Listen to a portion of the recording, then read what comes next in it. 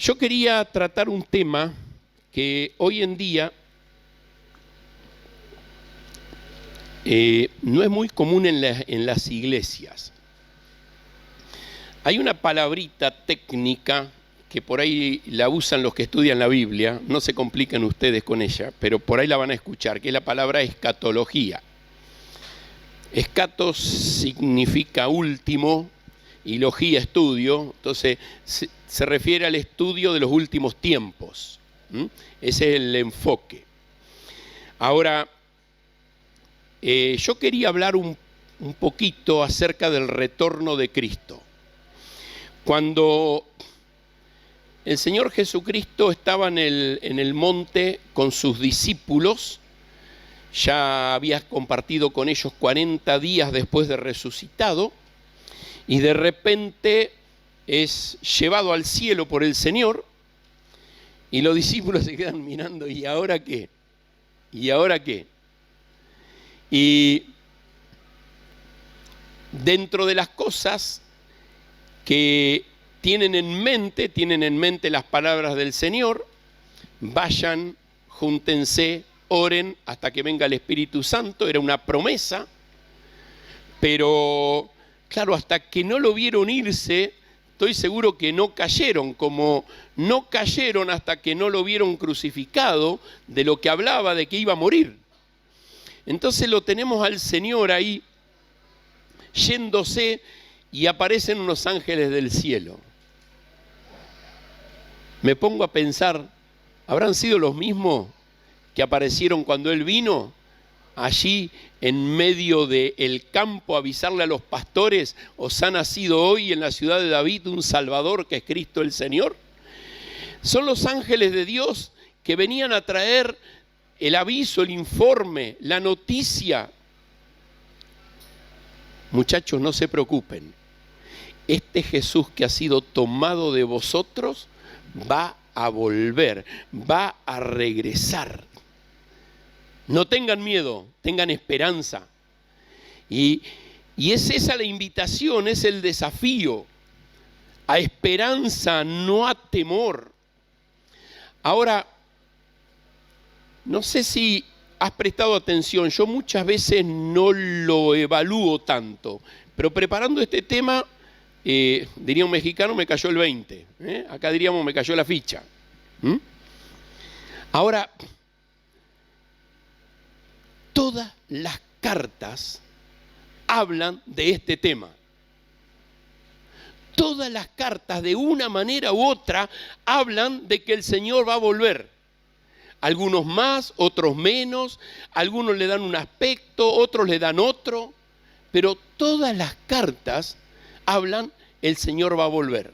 Ahora, el Señor se está yendo, los ángeles dicen va a volver, los apóstoles en todos sus escritos nos dicen va a volver, y muchas veces nosotros vivimos como que, ¿será que va a volver? ¿Será que va a volver? Buscamos al Señor y en su palabra tantas cosas que nos gustan o que nos interesan, pero lo que Él pone énfasis, cómo lo vivimos. ¿Saben?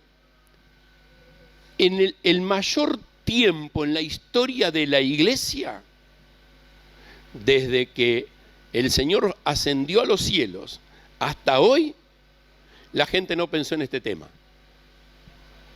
La mayoría de las veces, durante la historia de la iglesia, no se habló de este tema. Y con un agravante. ¿Saben cuál es el agravante? Que en algunos momentos se tomaron ciertos aspectos y se hablaba mal. Por ejemplo, en la década del 60, el 70, se hicieron películas, libros, y se empezaron a sacar profecías. Después vamos a leer el pasaje, ¿no es cierto? Ahora en un ratito, cuando el Señor dice el día y la hora, nadie lo sabe. Pero hay gente que empezó a sacar cálculos. Y lo hicieron los adventistas, le erraron 2 veces. Lo hicieron los testigos de Jehová, le erraron y lo torcieron. Lo hicieron muchísimos evangélicos. en la década del 60 y el 70 especialmente. Los adventistas en 1842 y 43 fueron las dos veces, los testigos de Jehová en el 1870, que para el 2014, el 1914 venía, no vino, pero los evangélicos, muchos empezaron a poner, no el día exacto, pero la idea, ya viene, se está armando. No está mal, pero a mí me tiene que tener expectante de su venida, la promesa de su venida, no las señales que hombres creen ver, o aún yo puedo llegar a interpretar, quizás esté cerca. No son las señales lo que me tienen que mantener expectante. Lo que me tiene que mantener expectante es, Él prometió volver. ¿Y cuándo? Tal vez hoy. Tal vez hoy.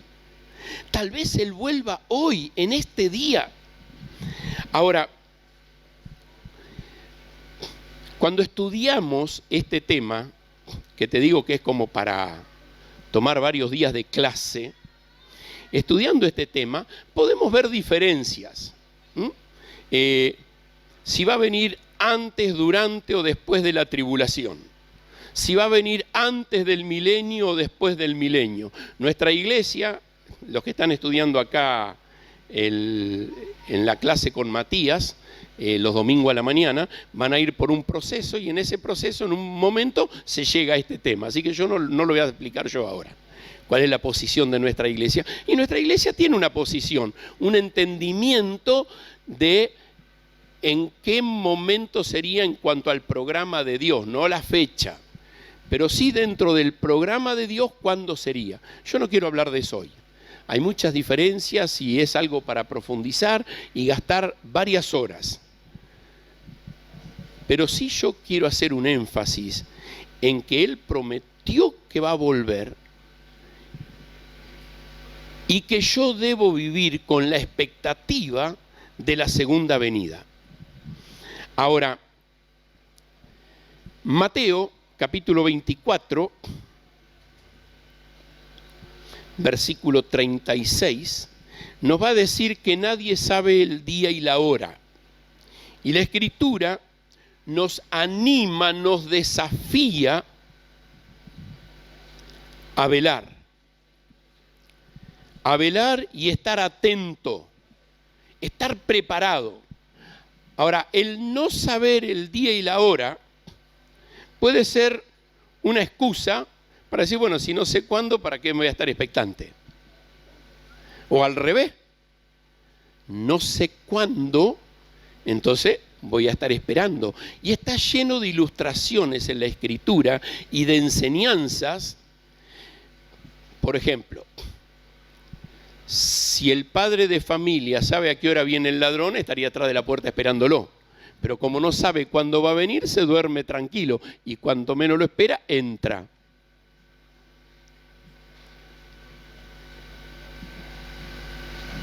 Velar, estar atento, estar esperando el tiempo que va a venir. Ahora,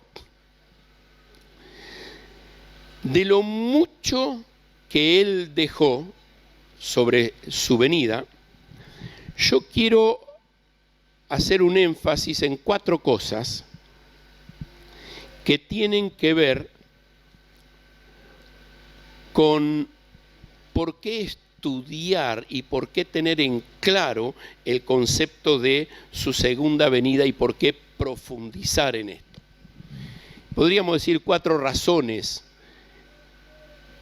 que me mueven a profundizar en este tema. La número 1, ¿saben? La expectativa de la venida de Cristo exalta la palabra de Dios. Y yo quiero hablar de este tema, quizás sea del que gaste un poquito más de tiempo. ¿Le creo a Cristo cuando dijo que va a volver? ¿Le creo cuando dice que nadie sabe el día y la hora?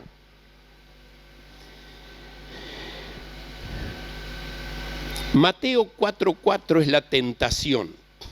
Y el Señor se enfrenta con el diablo, con el tentador, que le propone convertir las piedras en pan.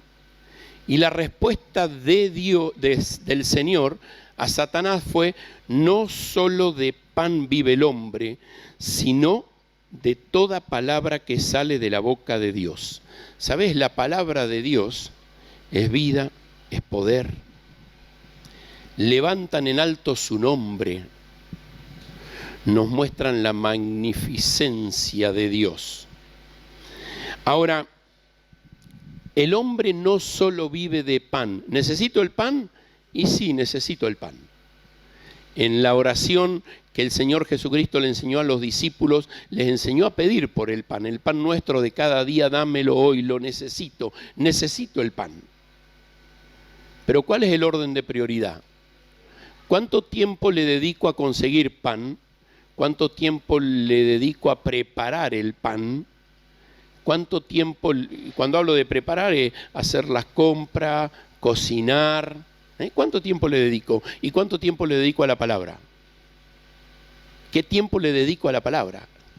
Ahora, ¿saben? Estar expectante de la venida de Cristo me tiene que llevar a pensar qué lugar le doy a la palabra de Dios en mi vida, en mi diario andar. No voy a vivir solo de pan, voy a vivir de la palabra. Segunda de Samuel 7:21 nos va a decir que todas las grandezas Dios las hizo por su palabra. Por el poder de su palabra, Él hizo todo lo que vemos. Ahora agrega algo más el versículo. Dice, por su palabra, Él se hizo conocer a nosotros sus siervos. No tengo otra forma de conocer a Dios que no sea por medio de la palabra. No tengo otra forma de conocer a Dios que no sea por medio de entender y conocer este libro. Salmo 138, anoten los versículos si se los quieren acordar porque voy a dar mucho. El Salmo 138, versículo 2, va a hablar de que ha engrandecido su nombre y su palabra. Ahora, ambos, su nombre y su palabra, son magníficos, son excelsos. Y si su nombre y su palabra son esto, bueno, ¿cómo vivo yo a la luz de la palabra? Se terminó la otra semana Deuteronomio, el libro de Deuteronomio, ¿no? Me tocó escucharlo por audio mientras viajaba, en uno de los viajes. Lo bajé y ahí lo puse en su momento. Ahora, Moisés, en el capítulo 4 de Deuteronomio, el versículo 10, va a decir que la palabra fue dada para que el pueblo aprenda a temer a Dios. Para que el pueblo aprenda a vivir en el temor de Dios, ese respeto reverente que Dios se merece. Y en el capítulo 6 dice que el único lugar para guardar la palabra, ¿saben dónde es? En el corazón. ¿Por qué? Cuando yo memorizo, leo, estudio, ¿a dónde va a parar mi palabra? Acá, a mi cabeza. Pero si se queda acá, no es más que conocimiento intelectual. Pero Dios quiere que la baje a mi corazón, me la apropie en mi vida, en mi andar. Y después eso se va a producir en acciones, en lo que hago. Si solamente queda acá, no alcanza, no sirve, no es suficiente. Ahora, el temor a Dios viene por medio de conocer a Dios, conociendo la palabra. El temor a Dios me lleva a guardar la palabra en mi corazón. Yo cité recién Mateo 24, ¿no es cierto? Nadie sabe el día y la hora, el versículo 36, pero el 35, el Señor dice, cielo y tierra pasará, pero mi palabra no pasará. ¿Sabés? La palabra de Dios es eterna. ¿Sabés qué significa esto? Que cuando Cristo venga, lo único que nos va a quedar es la palabra. Cuando Él dice cielo y tierra pasará, ¿sabés qué significa? Mirá, lo que tengo puesto, mis bienes, los bienes de la iglesia,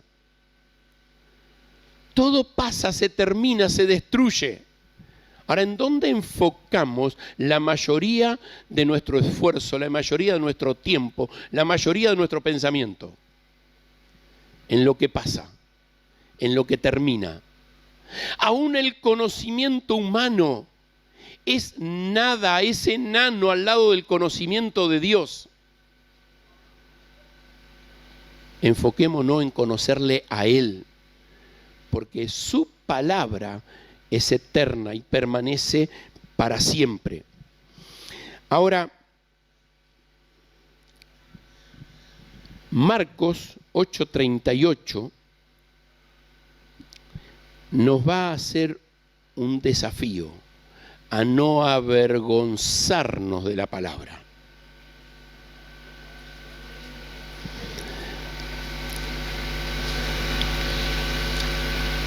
La venida de Cristo me hace pensar en que yo acá estoy de paso y un día me va a venir a buscar. Y si todo se pasa, todo se termina, yo debo vivir de tal manera que yo me gloríe en lo que Dios dice, aunque frente al mundo pueda ser vergüenza. Yo no me avergüenzo. Juan, capítulo 14, versículo 24, el Señor Jesucristo va a decir que todo lo que Él nos enseñó, la palabra, viene del Padre. Viene del Padre. Se la dio el Padre para nosotros. Y nos va a desafiar a que nosotros guardemos la palabra. Y vuelvo a decir lo que dije antes, la guardo, la recibo en la mente, la atesoro en el corazón para vivirla en mi diario andar, en todo lo que Él me permite vivir. Ahora, si yo me pongo a estudiar sobre la segunda venida, como dije antes, quizás hay algunos pasajes poco claros en una primera lectura. No sé si alguna vez leíste el Apocalipsis. El día que lo leíste por primera vez, se te hizo un enredo en la cabeza que dijiste, ¿de qué habla este? Ahora, el Apocalipsis tiene un par de conceptos claves. Entender para qué fue escrito. Y el Apocalipsis tiene un propósito. Contarnos a nosotros los creyentes que al final ganamos. No importa lo que pase, no importa cómo vaya este mundo, al final somos ganadores. Claro que tiene algunas cosas que son difíciles de entender y las tengo que comparar con Daniel, con Ezequiel, con Mateo 24 y 25 y tengo que ir juntándola con pasajes del apóstol Pablo, especialmente de las cartas a los tesalonicenses. Y yo voy juntando y voy armando el Apocalipsis. Claro que son difíciles. Y vos escuchás de un pasaje una opinión, de otra. Y quizás tenés que ir un proceso que no es tan fácil. Pero si vos querés estudiar los eventos futuros, todo está centrado en que Cristo va a volver. ¿Y cómo yo vivo mientras tanto? ¿Sabés que todo lo que la Escritura me habla sobre el futuro empieza con la venida de Cristo? Ayer hablaba con alguien y me hace estaba charlando sobre esto, con Gloria, y me dice, Bueno, pero lo próximo es el arrebatamiento. Vamos un cachito para atrás. ¿Sabes que la palabra arrebatamiento no aparece en la Biblia? El apóstol Pablo dice que vamos a ser arrebatados. Quiere decir vamos a ser llevados, vamos a ser trasladados. ¿Sí? Y claro que si yo estudio profundamente, quizás ese sea el primer evento. Pero lo que se enfatiza en todo el Nuevo Testamento es la venida de Cristo. La venida de Cristo. Después vos podés ordenarlo de una manera, de otra. Un maestro puede tener una posición u otra, pero todo el Nuevo Testamento está enfocado. Cristo viene, Él vuelve, Él va a venir. Y me desafía a mí a vivir de tal manera que yo confíe en la palabra de Dios, profundice en la palabra de Dios, sabiendo que eso es lo que voy a acumular para la eternidad. Y después te voy a decir otra cosa que puedes acumular para la eternidad. Pero la clave en acumular para la eternidad es acumular el conocimiento de Dios por conocer la palabra. Todo lo demás va a pasar. Y cuando yo abro la Escritura con una mente abierta, voy a ver que Dios va a empezar a hablarme a mi vida. Y cuando Dios empieza a hablar, me ocurre un milagro. Él transforma la mente muerta del que no tiene a Cristo y por medio del obrar del Espíritu Santo le hace la luz y le hace una transformación. Estaba hablando con un hombre muy alcohólico, había sido en su vida pasada, el hombre que me hospedó en Estados Unidos. El día que estaba llegando a su casa me manda un mensajito, había conseguido mi teléfono y me manda un mensajito. Me dice, ¿le tenés alergia a los gatos? Un hombre viudo y vive con 4 gatos. Un hombre muy peculiar en algunos aspectos. Pero cuando me siento a hablar con él, un hombre que dejó el alcoholismo, y me dice, Eduardo, asistí a distintos programas que intentaron ayudarme a sacarme el alcohol, pero no me ofrecían otra alternativa, no me ofrecían nada. El día que me encontré con Cristo, Él hizo un milagro y transformó esa mente muerta en una mente viva. Y eso es por el poder milagroso de la palabra de Dios obrando en una transformación. Claro que es por el nuevo nacimiento. Pero cuando el Señor le habla a Nicodemo, el nacimiento es por la palabra. El nacimiento es por la palabra, el nuevo nacimiento. Ahora, el poder del Espíritu Santo obrando en mí por medio de la palabra produce cambios. Ahora, no cambios exteriores, no cambios acá en la mente, no cambio de pensamiento, sino un cambio profundo en mi vida espiritual. Ahora, cuando yo estudio la palabra como un libro de texto, que muchos lo hacen, estudio teología, el estudio de Dios, claro que cambia la mente, pero me lleva a la vanidad, me lleva a engordar un cerebro. ¿Sabes? La verdadera obra del Espíritu Santo de Dios en tu vida te lleva a una vida de humildad, que es tan distinta. Hay tantos teólogos orgullosos en lo que descubren y en lo que saben y en lo que conocen, y no tienen esa vida de transformación. Y eso es lo que tiene un nacido en Cristo, el milagro producido en una mente y en un corazón por el obrar de la palabra. Y la expectativa de la venida de Cristo me tiene que llevar a amar esa palabra, quererla y llenar mi mente con ella. Número 2, la expectativa de la venida de Cristo me tiene que llevar a una vida en santidad.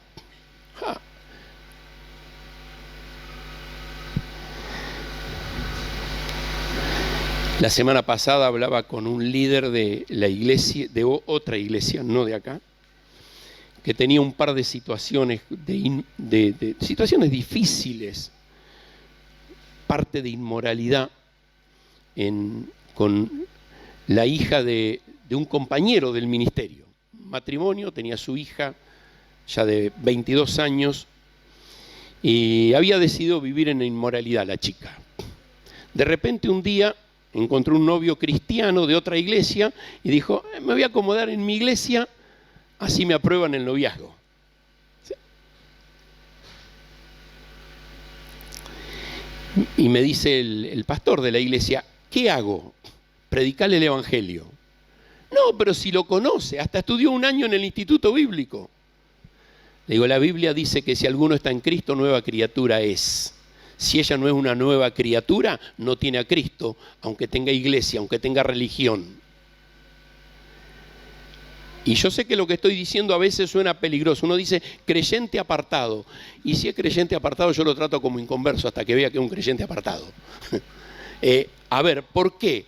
Si no tiene fruto, ayúdame Jorge, ¿qué árbol frutal tiene el vecino enfrente que se quejó el otro día? Un limonero. Los limones ahí. Estaban colgando, no sé si todavía no están. Vos pasás por la vereda y alguien te dice, che, qué lindas manzanas. ¿Qué le decís vos? ¿Está loco? Porque el limonero da limones. Ahora, si vos me decís a mí, soy creyente, pero vivís como inconverso, déjame la posibilidad de la duda. Déjame la posibilidad de la duda. Puede ser que sea un creyente apartado, pero ¿y si no sos creyente? Porque si alguno está en Cristo es una nueva criatura y una cosa es la lucha, otra cosa es la decisión de vivir lejos de Dios y vivir en pecado. ¿Cómo voy a vivir? Ahora, la expectativa de la venida de Cristo te tiene que prender el fuego para decir, quiero vivir como un hijo de Dios, agradando a Dios, no a la carne, una vida de santidad, apartado del pecado. Si yo sé que Cristo viene ahora, ¿cómo voy a vivir entre este punto y el minuto siguiente que va a venir Cristo, o mañana, o la semana que viene? ¿Cómo voy a vivir? ¿Cómo quiero estar en mi vida de santidad cuando aparezca el Señor? Jeremías, capítulo 2, él usa una expresión, vino a mí palabra del Señor. Y saben, es una expresión bastante común en los profetas. Pero esta expresión ahí en Jeremías 2:1 es, la palabra del Señor tomó control de mi vida. Y me encanta esa expresión. La expectativa de la venida de Cristo me tiene que vivir expectante y exultante por la palabra, de tal manera que la palabra tome control de mi vida. Y cuando pienso en que la venida del Señor me tiene que desafiar a una vida de santidad, ese es el primer paso. Vivir controlado por la palabra, no por la carne. Vivir controlado por la palabra, no por la carne. Me capturó, se hizo carne en mí.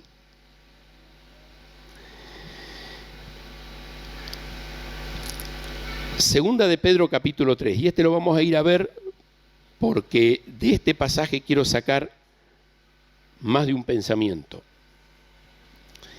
Tendríamos que leer todo el capítulo, no lo vamos a leer. Voy a leer los primeros 3 versículos y después alguno más salteado.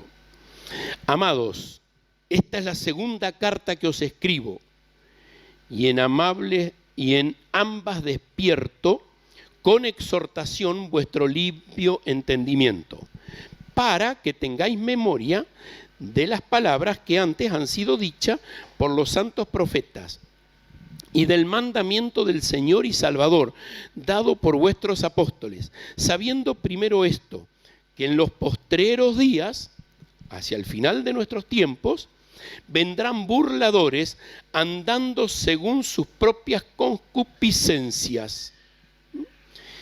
Y después va a seguir hablando acerca del día del Señor y del futuro. Léanlo después en casa todo el capítulo. Pero enfatizando este punto, la venida del Señor, la expectativa de su regreso, me tiene que animar a vivir una vida de santidad. Pedro va a decir, presten atención, les escribí antes, les vuelvo a escribir ahora, no me voy a cansar de seguir haciéndolo. Y dice, en las dos, mi objetivo es despertarlos a ustedes, exhortarlos. ¿A qué? A tener un entendimiento puro, limpio, santo. Ahora, va a hablar en el versículo 2 de un proceso de revelación. Dice, no es solamente mis dos cartas. ¿Quién más escribió? Versículo 2. ¿Quién más escribió? Aparte de las dos cartas de Pedro. Ayúdenme. ¿Qué dice el versículo 2? ¿Quién más escribió?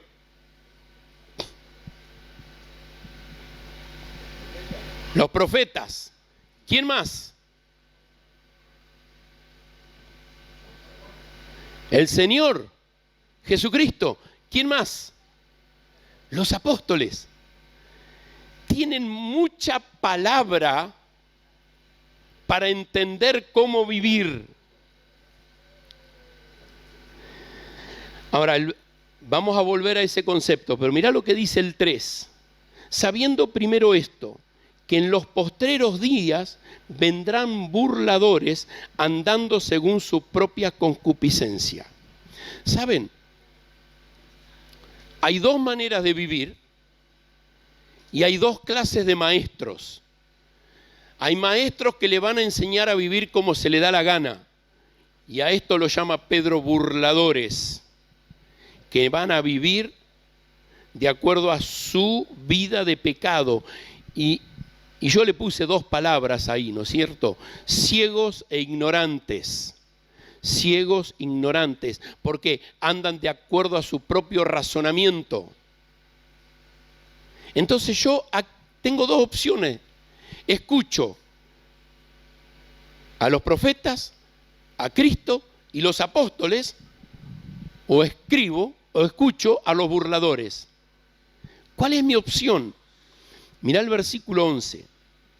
Después de hablar del gran día del Señor y que todo se va a terminar, cierra diciendo el pensamiento, puesto que todas estas cosas han de ser deshechas, cuando el Señor venga va a terminar con todo lo que ves, lo único que va a permanecer es la palabra, cielos y tierra pasarán, mi palabra es lo único que va a quedar. ¿Cómo no debéis vosotros andar en santa y piadosa manera de vivir? Y déjenme usar acá tres palabras. Santo, piadoso. Piadoso es bondadoso. Y la otra es la palabra esperanza. ¿Vos estás esperando la venida del Señor?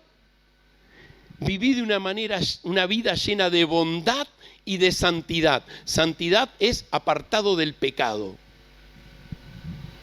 Si realmente estás esperando al Señor, decidí vivir una vida que agrade al Señor. Una vida que muestre a Cristo. Romanos, capítulo 8.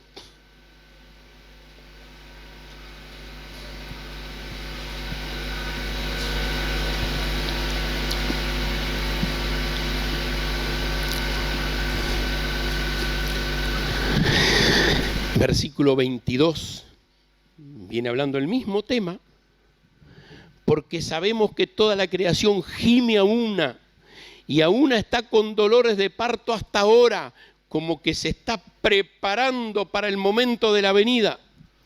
versículo 23, y no solo a ella, sino que también nosotros mismos, que tenemos las primicias del Espíritu Santo.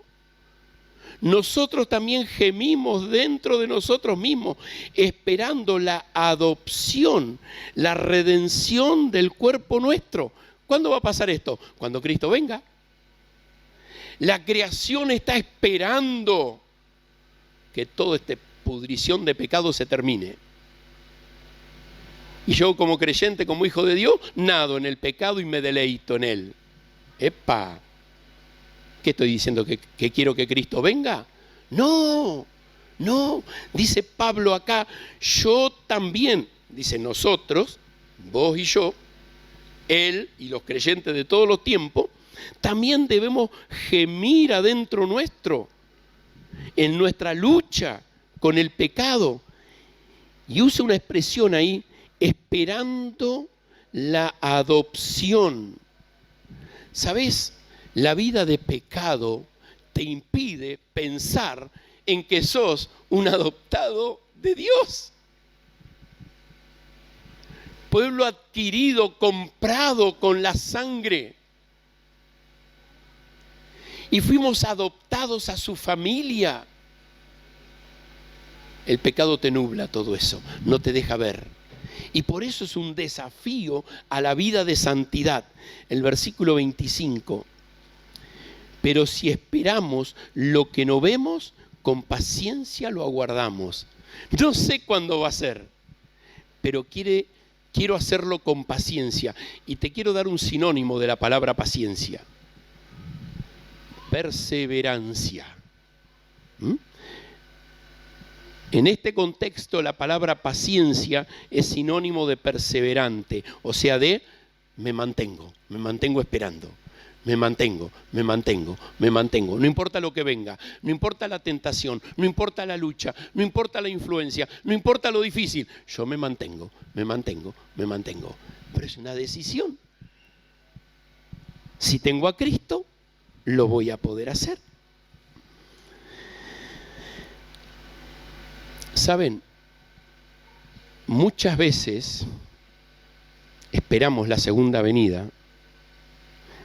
Y nos pasa a los que nos vamos poniendo viejitos, porque ya no quiero sufrir más el dolor físico. No sé si te diste cuenta, Carmen está de acuerdo conmigo, que cuando nos vamos poniendo viejitos nos vamos doblando de a poquito. Yo digo, la tierra nos llama, nos dice, vení. Ahora, te empieza a doler todo por todos lados y vos querés, Señor, vení, no quiero sufrir más esto. El dolor de la pérdida. Cuando una mujer anciana empieza a perder a sus hijos, se van de este mundo, empieza a perder a sus amigos. Una señora, cuando cumplió 96 años, murió a los 102, sirvió al Señor hasta los 100, pero a los 96 alguien le preguntó, ¿qué es lo más difícil de esta edad? Y dice, hace 20 años enterré a todas mis amigas 20 años más jóvenes que yo y las estoy enterrando hoy. El dolor de la separación. Ahora, ¿qué me tiene que mantener a mí expectante de la venida de Cristo? ¿Zafar de los problemas? ¿Zafar de las circunstancias difíciles? No, el Señor. Quiero estar con Él. Ahora, si vivo una vida de pecado, no santidad, no me voy a querer enfrentar con Él. Ahora, yo quiero esperar la venida de Cristo por la magnificencia de su gloria. Y la voy a poder disfrutar si acá tengo una decisión de vivir luchando con el pecado. Más de una vez me tiene revolcado en el piso y de espalda. Sí, más de una vez me tiene ahí.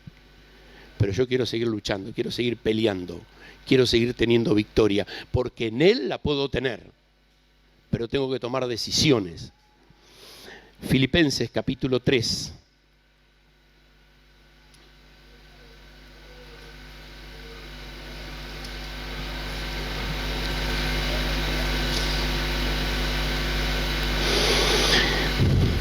Versículo 20. Nuestra ciudadanía está en los cielos, de donde también esperamos al Salvador, al Señor Jesucristo. Voy a vivir en santidad, porque no soy de este mundo no tiene nada para ofrecerme.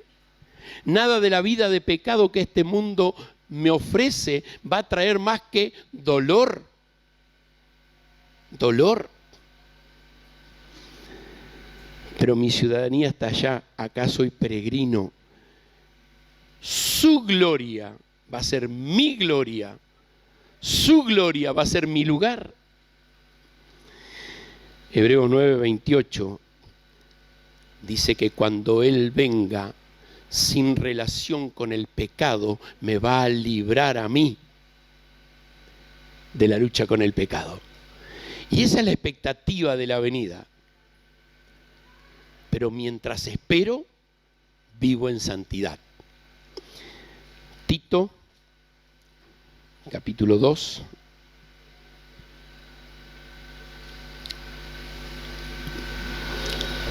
Versículo 12. Enseñándoos que renunciando a la impiedad y a los deseos mundanos, vivamos en este siglo, o sea, mientras nos toque vivir acá, sobria, justa y piadosamente, aguardando la esperanza bienaventurada y la manifestación gloriosa de nuestro gran Dios y Salvador Jesucristo. Mientras me toque estar acá, mientras viva acá, debo vivir renunciando a la impiedad y a los deseos del mundo. Y te puedo asegurar que conoces muy bien cómo hacer una lista de qué cosas específicas está hablando acá. Porque las cartas lo hablan muchas veces y en muchos lugares. Y vos en tu mente y en tu corazón sabés lo que es pecaminoso. Bueno, renuncia a la impiedad y a los deseos del mundo. Y viví, mientras te toque vivir acá, con la expectativa, con la esperanza, tal vez venga hoy, tal vez venga ahora. Él va a manifestarse, Él se va a manifestar. Quizás antes que termine esta reunión, quizás dentro de 100 años y ninguno de nosotros lo veamos. No importa, pero yo tengo que vivir con la expectativa. Él dijo que va a volver y va a volver. En tercer lugar, son más cortitos los otros 2 puntos. En tercer lugar, vamos a Primera de Tesalonicenses, hay dos hojitas para atrás. Saben, la expectativa de la venida de Cristo nos tiene que animar a vivir como iglesia, como un cuerpo local. Es la expectativa de su venida que me tiene que animar a vivir en el cuerpo. Primera de Tesalonicenses capítulo 1, en primer lugar. Pablo viene hablando desde el versículo 2 de la predicación del Evangelio, cómo se formó la iglesia. Versículo 5, nuestro Evangelio no llegó a vosotros en palabra solamente, sino en poder del Espíritu y en certidumbre. Pero mirá lo que dice el versículo 10, como iglesia esperamos de los cielos a su Hijo. Esperamos de los cielos a su Hijo. Nos anima a vivir como cuerpos y juntos esperar la venida del Señor. El capítulo 2, versículo 19. Porque ¿cuál es nuestra esperanza o gozo o corona de que me gloríe? ¿No lo sois vosotros delante de nuestro Señor Jesucristo en su venida? Vosotros sois nuestra gloria y nuestro gozo. ¿Sabe qué está diciendo Pablo? Lo que vos inviertas en otro hermano, en el cuerpo, el funcionamiento del cuerpo, lo que vos inviertas en otros, eso lo vamos a ver ahora, fuera de la iglesia, eso es tu gozo y tu corona. Ahora, en el capítulo 3,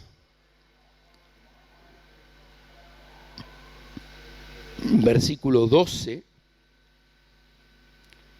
va a decir: y el Señor os haga crecer y abundar en amor unos para con otros. La vida de cuerpo, amor unos para con otros, como también lo hacemos nosotros para con ustedes, el cuerpo de Cristo, la iglesia, para que sean afirmados vuestros corazones, irreprensibles y en santidad. Ayúdense unos a otros, ámense para la vida de santidad, mientras esperamos la venida de nuestro Señor Jesucristo con todos los santos. En un momento va a venir el Señor con todos sus santos, pero mientras tanto nosotros nos amamos, nos cuidamos y nos motivamos. Y el último tema, el último punto, ¿sabes? La expectativa de la venida de Cristo nos tiene que encaminar hacia llevar el mensaje de salvación a otros, compartir el Evangelio, llevarlo afuera de las paredes de la iglesia. Primera de Pedro,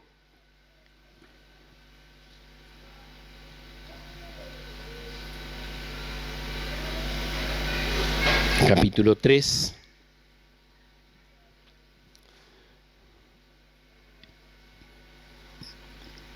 va a decir en el versículo 15: santificad a Dios el Señor en vuestros corazones y estad siempre preparados para presentar defensa con mansedumbre y reverencia ante todo el que os demande razón de la esperanza que hay en vosotros. ¿Cuál es mi esperanza? Que Él va a volver, que Él va a venir. Y ante todo aquel que te demande razón de esa esperanza, tenés que estar listo para testificar, presentar defensa. ¿Saben? Muchas veces personas toman este versículo para confrontar otras doctrinas. No.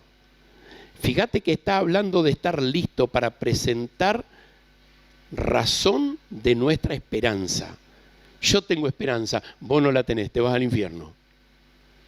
Te quiero compartir de Cristo. ¿Saben? Estamos puestos para que la expectativa de la venida de Cristo nos lleve a compartirles a otros sobre la salvación. Y volvemos a Filipenses, aunque recién vimos un concepto, quiero llevarlos a otro concepto de Filipenses.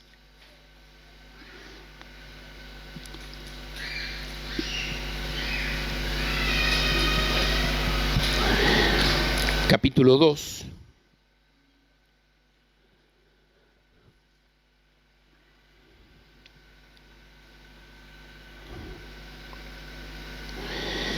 Versículo 14. Haced todo sin murmuraciones y contiendas, como conducirme en la iglesia.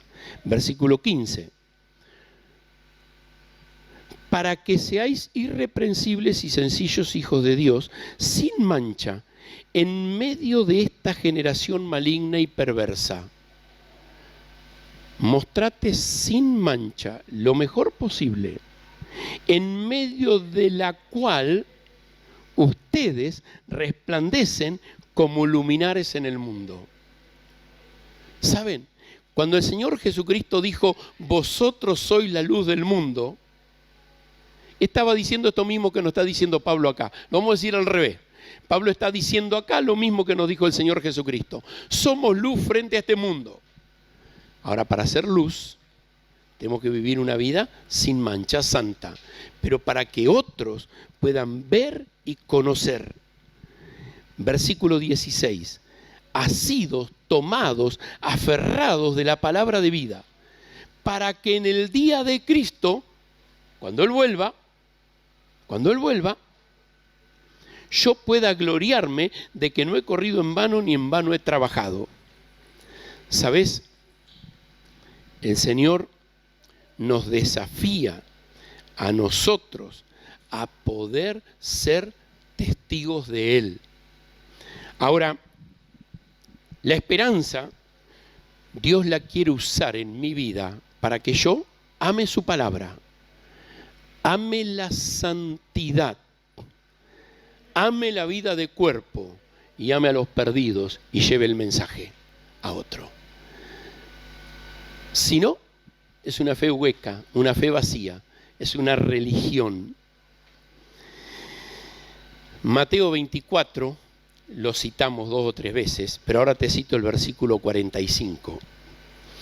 Va a decir el Señor una conclusión de ese pensamiento nada más, porque sigue hablando más de la segunda venida. Bienaventurado aquel siervo que cuando el Señor venga lo halle haciendo así. Lo firmó ahí. ¿Querés ser feliz? ¿Querés realmente ser feliz? Que cuando el Señor venga te halle haciendo así. Que el Señor me pueda hallar a mí haciendo así. ¿Oramos? Dios y Padre, gracias te damos por este tiempo que podemos compartir. Gracias por tu palabra, porque ella es viva y eficaz. Hablas a nuestra mente, a nuestro corazón. Ayúdanos a recibirla. Recibir con mansedumbre la palabra implantada, para que por ella podamos tener salvación. Señor, gracias porque por medio de tu palabra hoy podemos recibir este desafío. En el nombre de tu Hijo oramos. Amén.